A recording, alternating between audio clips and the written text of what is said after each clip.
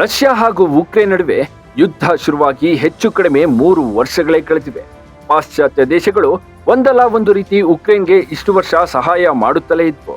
Trump ಆಡಳಿತಕ್ಕೆ ಬಂದ ಮೇಲೆ ಉಭಯ ರಾಷ್ಟ್ರಗಳ ನಡುವೆ ನಡೆಯುತ್ತಿರುವ ಕದನಗಳು ನಿಲ್ಲಬಹುದು, ಅಮೆರಿಕ ಎಂಟ್ರಿ ಆಗ್ಬೋದು ಅನ್ನೋದು ಎಲ್ಲರ ಊಹೆಯಾಗಿತ್ತು. ಆದ್ರೆ ಈಗ ಅಮೆರಿಕ ಅಧ್ಯಕ್ಷ ಡೊನಾಲ್ಡ್ ಟ್ರಂಪ್ ಹಾಗೂ ಉಕ್ರೇನ್ನ ಅಧ್ಯಕ್ಷ ಝೆಲೆನ್ಸ್ಕಿ ಓವೆಲ್ ಕಚೇರಿಯಲ್ಲಿ ಹಾವು ಮುಂಗುಸಿಯಂತೆ ಕಿತ್ತಾಡ್ಕೊಂಡಿದ್ದಾರೆ.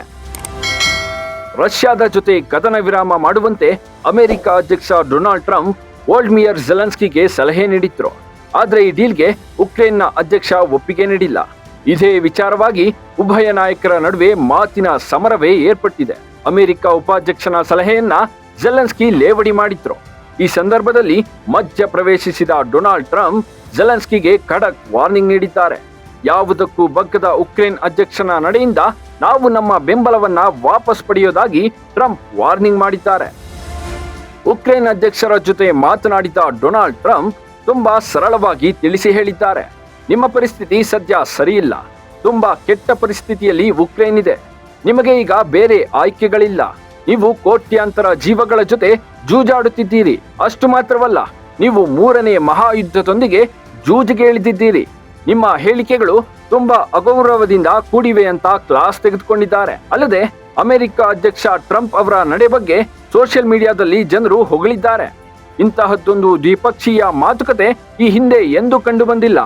ಈ ರೀತಿಯ ನೇರವಾದ ಮಾತುಕತೆಗಳು ಸದ್ಯದ ಪರಿಸ್ಥಿತಿಗೆ ಬೇಕಾಗಿವೆ. ಒಬ್ಬ ಜಾಗತಿಕ ಮೂರ್ಖ ಜೋಕರ್ ಹಾಗೂ ಕಾಮಿಡಿಯನ್ ನ್ಯಾಟೋವನ್ನ ನಂಬಿ ಕುಳಿತುಕೊಂಡಿದ್ದಕ್ಕಾಗಿ ಈಗ ಲಕ್ಷಾಂತರ ಜೀವಗಳು ಬಲಿಯಾಗಿವೆ ಅಂತ ಆಕ್ರೋಶ ಹೊರಹಾಕ್ತಿದ್ದಾರೆ.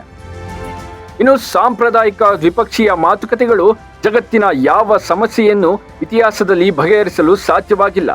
ಇದೊಂದು ಸಮಯ ವ್ಯರ್ಥದ ಪ್ರಯತ್ನವಷ್ಟೇ. ನಮ್ಮ ಪ್ರಜ್ಞೆಯ ಅರಿವು ನಮಗಿರಬೇಕು. ಸ್ವಚ್ಛವಾದ ಉದ್ದೇಶಗಳು ಹಾಗೂ ನಿಸ್ವಾರ್ಥದಿಂದ ಮಾತ್ರ ನೇರವಾಗಿ ವ್ಯವಹಾರ ಮಾಡಲು ಸಾಧ್ಯ ಅಂತ ಚರ್ಚೆ ಮಾಡ್ತಿದ್ದಾರೆ. ಸದ್ಯ ಝೆಲೆನ್ಸ್ಕಿಗೆ ಟ್ರಂಪ್ ಮಂಗಳಾರತಿ ಮಾಡಿ ಕಳಿಸಿದ್ದಾರೆ. ಆದ್ರೆ ಟ್ರಂಪ್ ಕ್ಲಾಸ್ಗೆ ಝೆಲೆನ್ಸ್ಕಿ ಬೆಂಡಾಗ್ತಾರಾ ಅನ್ನೋದು ಸದ್ಯದ ಕುತೂಹಲ. Bureau report, boss TV Kannada. Latest ಹಾಗೂ ಇಂಟ್ರೆಸ್ಟಿಂಗ್ ಸುದ್ದಿಗಳಿಗಾಗಿ ಬಾಸ್ ಟಿವಿ ಕನ್ನಡ ಚಾನೆಲ್ನ ಸಬ್ಸ್ಕ್ರೈಬ್ ಮಾಡಿ. ಹಾಗೆಯೇ ಬೆಲ್ ಐಕಾನ್ ಪ್ರೆಸ್ ಮಾಡಿ. ಇದರ ಜೊತೆಗೆ ಫೇಸ್ಬುಕ್, ಇನ್ಸ್ಟಾಗ್ರಾಮ್, ಎಕ್ಸ್ ನಲ್ಲೂ ಮಿಸ್ ಮಾಡದೆ ಫಾಲೋ ಮಾಡಿ.